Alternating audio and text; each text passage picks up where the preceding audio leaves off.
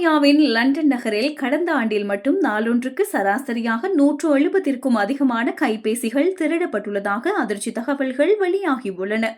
Metropolitan போலீசாரின் தரவுகளின்படி 2024 August முதல் 2026 ஜூலை வரையிலான காலப்பகுதியில் 53,000 திருட்டு சம்பவங்களும் 10,000 கொள்ளை சம்பவங்களும் உட்பட மொத்தமாக 63,000ற்கும் அதிகமான கைபேசி குற்றங்கள் பதிவாகியுள்ளன.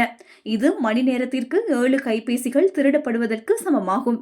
எனினும் கடந்த ஆண்டுடன் ஒப்பிடுகையில் இந்த ஆண்டின் தொடக்கத்தில் கைபேசி திருட்டுகள் 20% வீழ்ச்சியடைந்துள்ளமை குறிப்பிடத்தக்கது.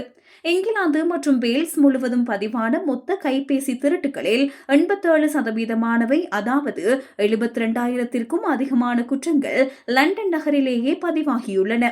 லண்டனில் வாழும் ஒவ்வொரு 1,00,000 மக்களுக்கும் 795 என்ற வீதத்தில் இது பதிவாகியுள்ளது.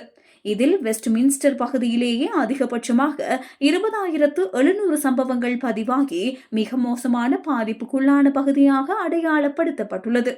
அத்துடன் லண்டனுக்கு ஒவ்வொரு ஆண்டும் வருகை தரும் ஏராளமான சுற்றுலா பயணிகள் இவ்வாறான குற்ற செயல்களுக்கு இலக்காவதும் லண்டனின் கைபேசி திருட்டு வீதம் உயர்வாக காட்டப்படுவதற்கு ஒரு காரணமாக அமைகின்றது.